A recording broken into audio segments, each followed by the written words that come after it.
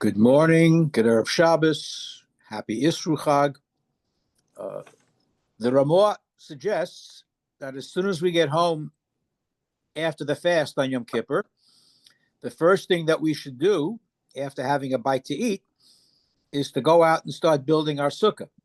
So to go from one mitzvah of fasting and observing Yom Kippur, begin the year, or the new year, so to speak, with a mitzvah of building the sukkah. And since we're not going to meet until after Sukkot, I wanted to talk about one aspect, or one or two aspects of the Sukkah itself, and that is decorations, Sukkah decorations. Why do we have them? What are some of the halakhas concerning them? Where does it come from? Also, the fact that once you have decorations up, you should be aware they are muktzah. Once you hang the decorations up, then that, as well as the schach, is muktzah for the entire week of Sukkot. I remember YU used to have a very, very, I don't know what they have now, but when I was a student, that had a very, very large sukkah, which could hold hundreds of students. And they had actual pine, not bamboo, over this entire like a whole forest of trees, that must have been cut down, but they were pine schach over the entire sukkah. And as the week goes on, the needles get dried and they fell down. And sometimes they would fall into the food that you're eating, the soup or the meat, whatever it might be.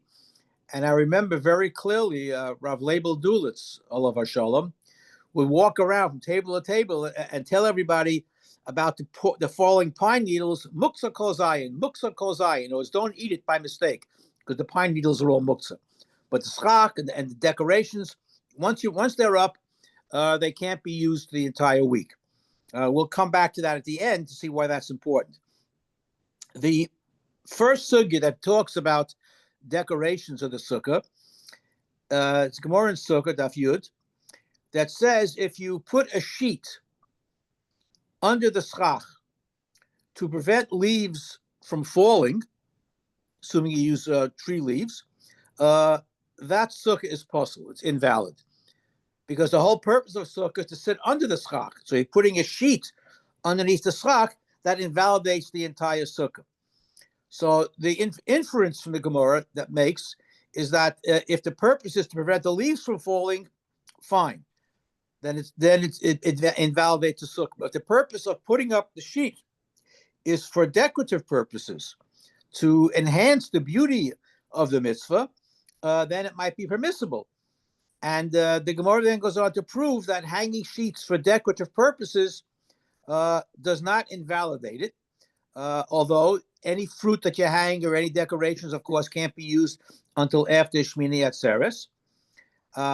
And in order to get around the issue of a sheet underneath the schach, the Gemara says maybe that particular brisa is talking about sheets hung on the walls. They would have decorative paintings on sheets and hang them on the walls, in which case it wouldn't affect the sitting underneath the schach. Again, the Rishonim have a field day with this, and basically they come to a conclusion that it was an ancient minhag to decorate by hanging paintings or decorated painted sheets on the walls in the sukkah. Now, once we get through the whole discussion of what the sheets were and how they were decorated and so forth, Chazal always used to look for a source, a biblical source. Is there a biblical source to decorate the sukkah? Well, we have to make a sukkah. You have to physically construct the sukkah, put it up, but where does the source come from that you should decorate it? Not that you have to. The sukkah is kosher if you just have the bare walls and the schach. But is there an indication in the psukim or in other halakhic sources that you should decorate your sukkah? Naturally, whenever we do a mitzvah, you want to enhance the mitzvah, to show your chibuv mitzvah, your love for the mitzvah. So any mitzvah that you do, you try to enhance it. For example, when you make kiddush, so it's nice to make kiddush in a silver goblet that enhances the mitzvah. Zekeli v'yadveyu. This is my God, and I will adore him. I will enhance my appreciation for Hashem by doing everything in a beautiful way. Having a nice sukkah, having a beautiful esrog, having a nice talus. All the way, whenever you have a mitzvah to do, we enhance the mitzvah in any way possible, which comes from Zekeli v'yadveyu. Now, sometimes you can go overboard, but the basic source for enhancing your mitzvah is the pasuk Zekeli v'yadveyu.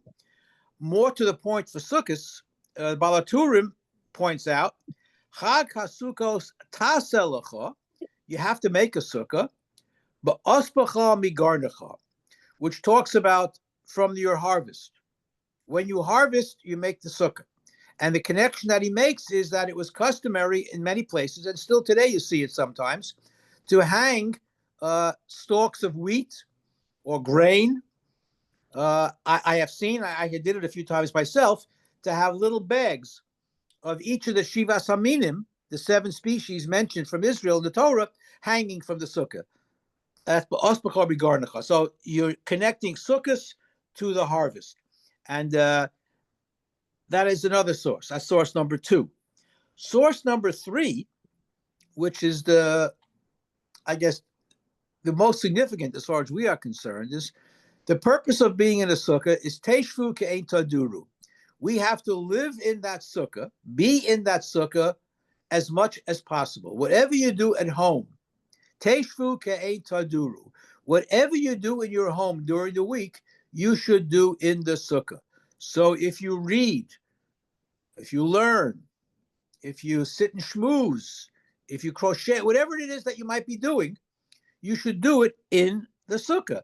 Now, there are questionable practices. I've heard people bring the television into the sukkah because that's where they watch TV. So the whole question, is it appropriate, A, to watch TV altogether, but B, certainly in the sukkah? So that's an interesting question. You could check with your rabbi about that. If it's really Teshvu Ke'ein Taduru, and people spend a certain amount of time in the sukkah, is it permissible to bring a TV into a sukkah? It's an interesting question. But anything else that you do, yes. Rabbi, you and I think over the years we talked about this, and he's definitely said no. Good. Well, he's against the TV altogether. No, but he said it's not doesn't belong to the sukkah. If you are opposed to televisions altogether, then that makes a lot of sense. He calls it the idiot box, and people spend an inordinate amount of time. I don't know today if people spend more time on their cell phones or the television or a computer.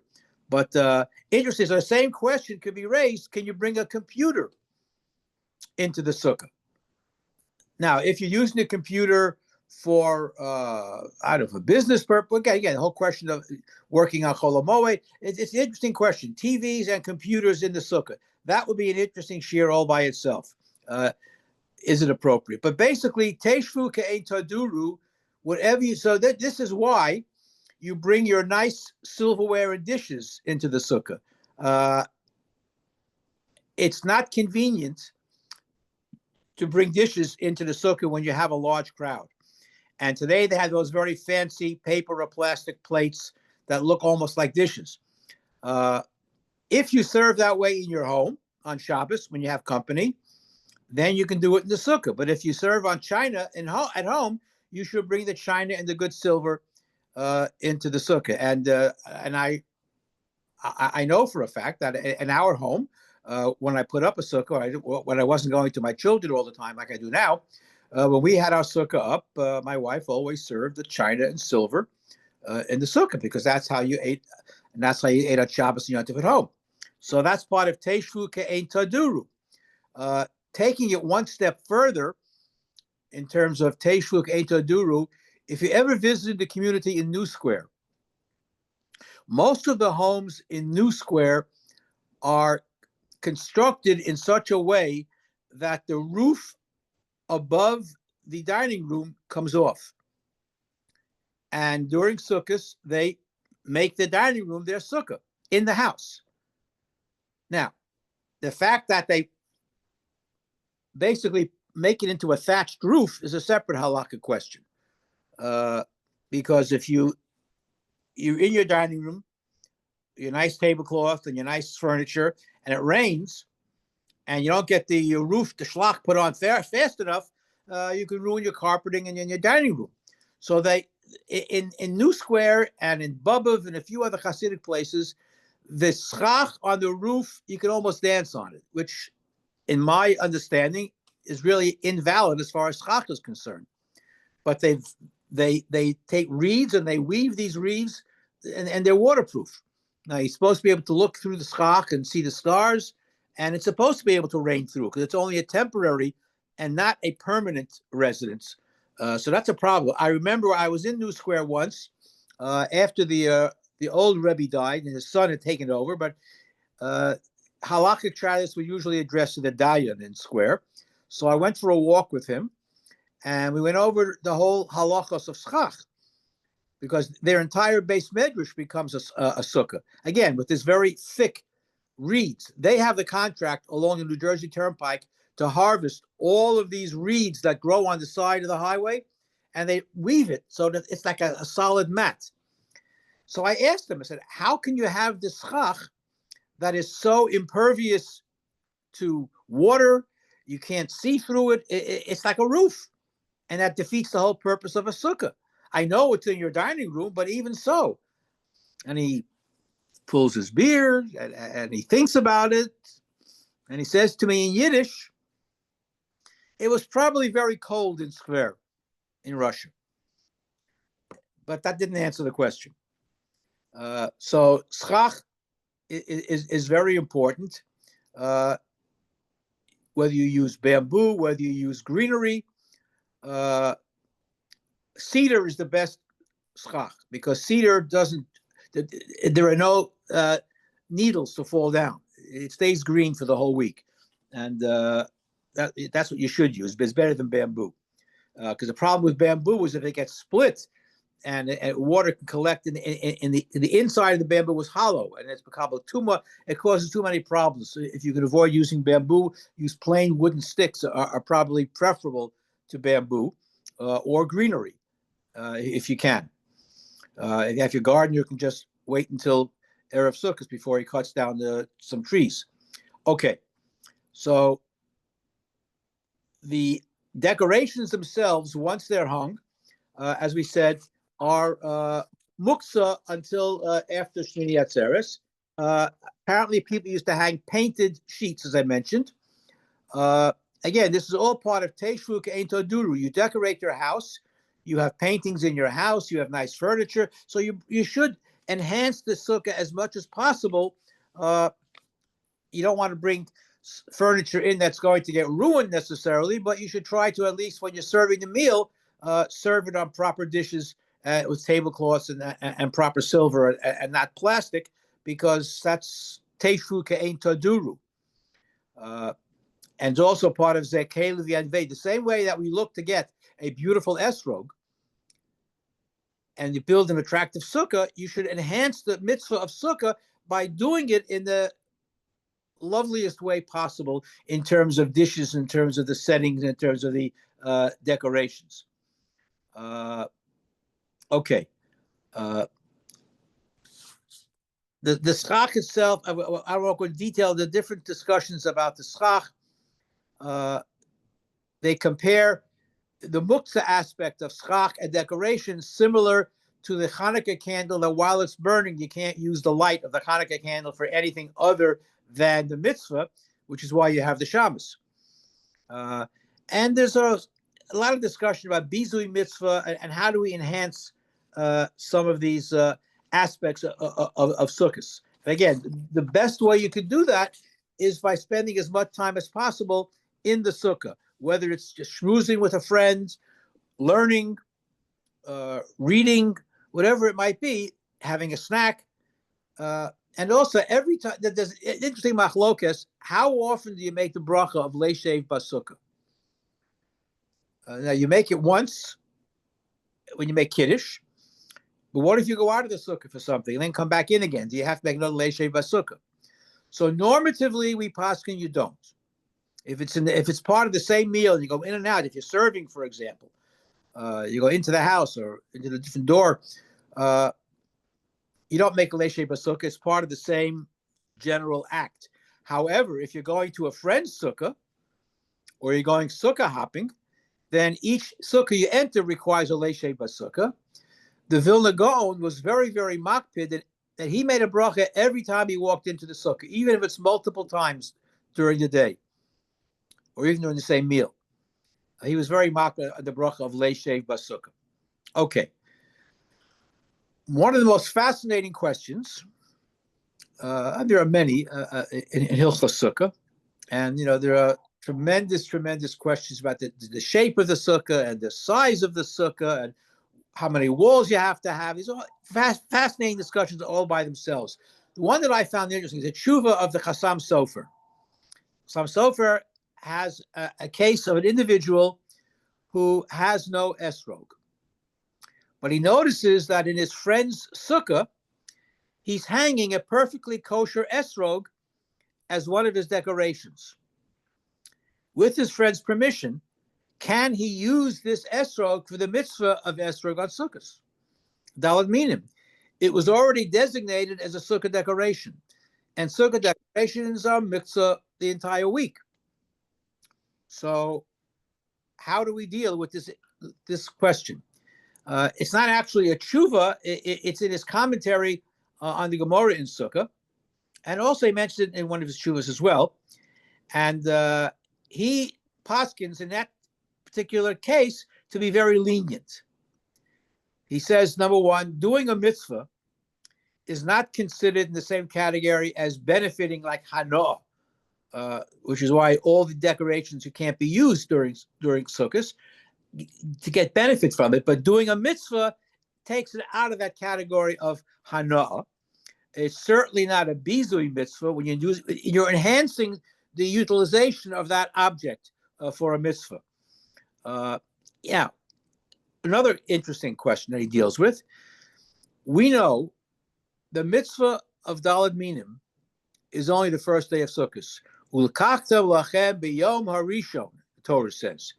The mitzvah is to take the lulav and esrog on the first day of Yontif. In the Beis HaMikdash, they took it every day. After the Churban Beis HaMikdash, one of the takanos that were made is that we also take the lulav and esrog all week long. But it's the Rabbanon. Only the first day is Doraisa. So since it's the Rabbanon, and Zekeli v'Yanveyu is a biblical mitzvah to enhance the observance of the mitzvah, so he allows it. And it's better, he says, to use the esrog for an actual mitzvah than for an enhancement, like the decorations of the sukkah. So that was his psak. It was a controversial psak. Some of his own students disagreed with him, but the Maharam Shik, who was one of his most famous students, defends his psak and claiming that basically the bizui mitzvah would not apply in this case. And he goes into a whole detailed discussion of what bizui mitzvah is versus kedusha. But by you elevating the esrog to a higher level, he certainly supports the Chassam Sofer's psak. Again, he doesn't quote the Rambam, who talks about this. That's a separate question. So the decorations for the sukkah are a very, very important part of enhancing the mitzvah. Many people have different minhagim as to what they hang in the sukkah. It's very nice to hang shivas haminim, if you can do that, posters, pictures, anything to enhance it. Again, people would hang, what I say, originally they would hang these sheets, painted sheets, wall hangings, and there are some places today that still do that. There are many places that build a roof over the sukkah to be lowered in case it rains. There are some halakhic concerns there. I suggest you talk to the rabbi about how to do that if you want. But if you drive through Muncie during sukkahs, you'll see almost every sukkah has one of these collapsible roofs where you lower it after your meal is done, and it protects the sukkah in case it rains. And then you raise it up on a pulley. These are all homemade contraptions, but they work very, very well. Well, two questions on the decorations. Yeah. Let's get into the weeds a little bit. So I understand it's muksa. So on Kalamoid, if you wanted to move a picture, not a different use, you just want to move a picture from one wall to the other. No. Like, wow. And could you hang a new picture? A new picture on Chol Hamoed, yeah. Okay, but you couldn't move one from one wall to another. It's muktzah. Wow.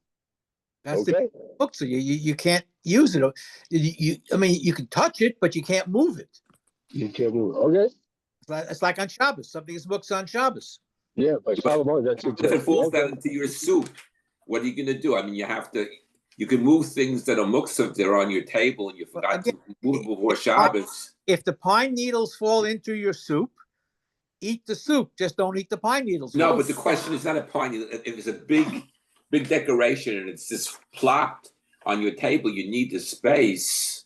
So I think you could move it with a shinoi. I mean, because you could do that in your house too. When things like that happen. Definitely, you can move it with a shinoi. Yeah, but he's saying you can't rehang it though. No. At least you can get it off the table. Yeah. Okay. So one of the things that just to give you a suggestion that what I did in my sukkah, I took coat hangers. And I attached whatever decorations to. I put a hole through it, and I put the coat hanger through it, and then I bent it back in, and then I just hung them from the sukkah, and those coat hangers, they don't fall, and the schach doesn't fall off it either. And anyway, I want to mention one last thing. I've talked about it before, but I want to mention it again. The last day of Sukkot is Hoshana Rabbah. And Shmini Atzeres is a yontif by itself. It's a separate yontif, but it's connected. It's connected to Sukkot. And there's a whole discussion in the Gemara as to whether or not you sit in the sukkah on Shmini Atzeres because of Sfeika Diyoma. You have 2 days of yontif because we're not sure which the real day is. Even though we have a calendar day, we still observe it. And Shmini Atzeres might be an independent yontif, or it could be the last day of Sukkot, depending on how you count the days, when they used to count by witnesses. So the machlokas in the Gemara is whether or not you sit in the sukkah on Shmini Atzeres. On the one hand, if it's a separate yontif and it's not part of Sukkot, then you're sort of debasing Shmini Atzeres. You're minimizing it. You're saying it isn't a separate yontif; it's part of Sukkot. On the other hand, if it is really the last day of Sukkot because it's Sfeika Diyoma, then you're missing out on a very important mitzvah. So the psak in the Gemara, the final psak, in order to avoid all these problems, the Gemara says, Meisiv yasvina nubruchi lo mevarchina. You sit in the sukkah on Shmini Atzeres, you just don't make a bracha leishev basukkah. That's the compromise. And that is the halacha. I'll say it again. That is the halacha. Now, there are people who don't sit in the sukkah on Shmini Atzeres, or only make kiddush in the sukkah, or only have one meal in the sukkah. It's wrong. I can't say it any plainer than that. The reason that there are some people who have Hasidic forebears may not eat in the sukkah may have applied to them, but doesn't apply to us, and I'll explain that. And there are many explanations to this. Some of them are, well, I'll let you judge what they are. Who was it? The Munkacher Rebbe. Munkacher Rebbe explains that the Hasidim don't sit in the sukkah on Shmini Atzeres because they do hakafos on Shmini Atzeres. Separate reason why they do it, maybe in sympathy to Israel, whatever the reasons might be. They do hakafos Shmini Atzeres at night. And the Hasidim get all schwitzed and they're all sweaty and to go outside and sit in the cold sukkah, they'll catch cold. Because by that time in Europe, it was very, very cold at night. So that they didn't go into sukkah because it was dangerous. They might catch cold. That's a silly reason, but all right. There are many other reasons given. Some people. The real reason that Jews 200 years ago, 250 years ago, if they were Hasidic, what they used to do on Shmini Atzeres, they would leave their homes, their wives and their children, which is a separate question, and they would all go visit their Rebbe on Shmini Atzeres. Okay, very nice. However, Rebbes did not have a sukkah big enough to hold hundreds, if not thousands of people that would come to visit them. And the halacha is mitztayer potrim in a sukkah. If you're uncomfortable, if you don't feel good about it, you're exempt from sukkah. You can't fit all these people in sukkah. They are those people at that time, whether it was in Ukraine or Poland or southern Russia, who visited their Rebbe on Shmini Atzeres, who couldn't all fit into the sukkah, they were technically exempt from the mitzvah of sukkah. That applied to them. It doesn't apply to their descendants today. So people have different minhagim. They'll make kiddush, they'll have one meal, but it's all, you pardon me, nonsense. It's a Hasidic minhag. I don't want to make fun of Hasidic minhagim, but sometimes these minhagim don't have a basis in halacha. And you look in the Shulchan Aruch, you look in any halachic source. On Shmini Atzeres, you eat both meals at night and during the day in the sukkah. You just don't make a bracha leishev basukkah. I repeat this every year. Hopefully, for those people who still stick to those minhagim, you know that it doesn't make sense today unless you're on your way to your Rebbe and he can't fit you in his sukkah. Then you might be exempt. But if you're not going to your Rebbe on Shmini Atzeres and are crowded out of the sukkah, then you eat your meal in the sukkah on Shmini Atzeres. Okay. Any Wally, Wally, one question and one comment. Yes. One year we learned actually in the sukkah with Rabbi Yudin, what happens on Shmini Atzeres when you daven, you made a mistake and you said Chag HaSukkah Sazeh. Yeah. Instead of Chag HaShmini Atzeres Sazeh, right? You said that. Do you have to repeat Shmini Atzeres? And his answer was, I think b'diavad, you do not. I think basically because maybe what you're saying, because we do go into the sukkah, yeah, even on that day. But he said, I think if I remember correctly, this was a number of years ago, I think he said you did not have to go back and repeat your Shemona Esrei. Yeah, probably not. B'diavad. I mean, and the other thing is, you talked about, like with the schach, it's too much decoration is problematic as well. Yes. Everything lined up. So many decorations that you can't even see out. That's a problem. That should be a problem too, correct? Yeah. There's another issue that you bring up. Thank you for mentioning it. The size of your decorations. If you're hanging individual fruits or little bags of flour or barley or whatever, the Shivas Aminim, dates and figs or what have you, or even old esrogim, whatever you hang as a decoration shouldn't be too large. Because if you're sitting under a very large decoration, you don't get the mitzvah of sitting under the schach of the sukkah. So the decoration should be small enough that it doesn't block the sukkah. And again, too many decorations, could be a problem. There's also the issue of the type of decorations. And I mentioned New Square. It's unfortunate that very often some sukkahs look like Christmas decorations. Because what the Hasidim do is they go to the Christmas stores the day after Christmas and buy all these decorations at half price. And they use it in this. The colored lights and so, I mean, not the Christian, the Christian aspects of the decoration, but just stam decorations, the stars that open, whatever it might be. But the type of decorations that you do should be related somehow to the Chag. It shouldn't be just stam decorations. And also, you're hanging fluorescent lights. It shouldn't be too big, and the fluorescent light fixture should be over the table, not over where somebody sits. Because if you're sitting under a fluorescent light fixture, you're not sitting under the sukkah. So these are all little details that you have to keep in mind when you build your sukkah. So December 25th lights. You sure we didn't have that first? Say that again? I've said the December 25th lights. You sure we didn't have that first? Interesting question. We may have, but blinking lights in the sukkah are fine. But if the blinking lights are red and green, I'm not sure it qualifies. No, Molly, Yeah. so if a wind blows the schach over, are you allowed to move it back? No, the schach is basically muktzah. So what very often, I can tell you what I used to do is on top of the cedar branches that I would put a couple of wooden 2x4s to weight it down so that if the wind came, it wouldn't blow it away. Yeah, but sometimes the wind is so strong that even with the 2x4s, it moves. All right.